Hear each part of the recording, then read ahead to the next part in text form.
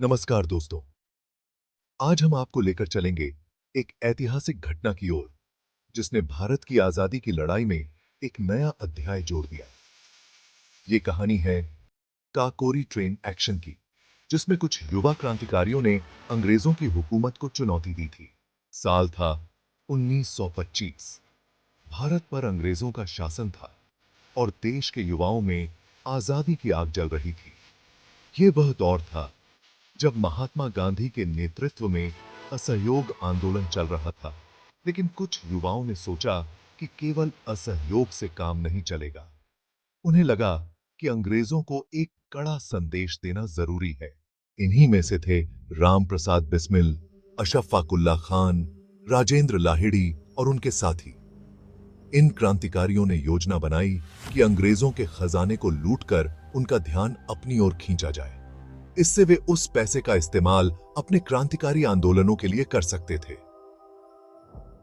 9 अगस्त 1925 की वह रात थी जब इन क्रांतिकारियों ने अपनी योजना को अंजाम देने का फैसला किया।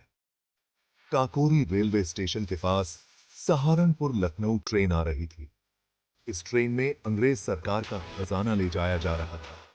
क्रांतिकारियों ने ट्रेन को रोकने के लिए चैन खींची और कुछ ही पलों में उन्होंने ट्रेन को अपने कब्जे में ले लिया। उन्होंने ट्रेन के गार्ड को बंदूक की नोक पर लिया और फिर खजाने वाले डिब्बे को तोड़ दिया।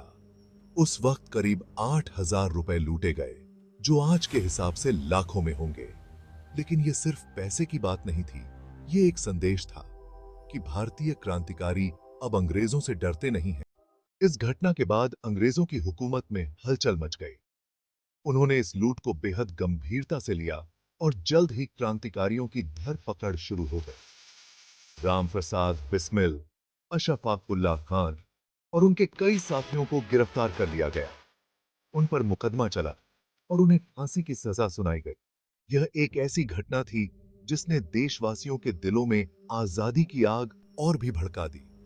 काकोरी ट्रेन एक्शन आज भी हमारी आजादी की लड़ाई के इतिहास में एक महत्वपूर्ण मोड़ के रूप में याद किया जाता है। इन वीर क्रांतिकारियों ने अपने जीवन का बलिदान देकर हमें यह सिखाया कि आजादी की राह में कोई भी कीमत बहुत बड़ी नहीं होती। अगर आपको यह कहानी प्रेरणादायक लगी तो इस वीडियो को लाइक और शेयर करें। हमारे चैनल को सब्सक्राइब करें ताकि हम आपके लिए ऐसी और भी प्रेरक कहानियां ला सकें। जय हिंद।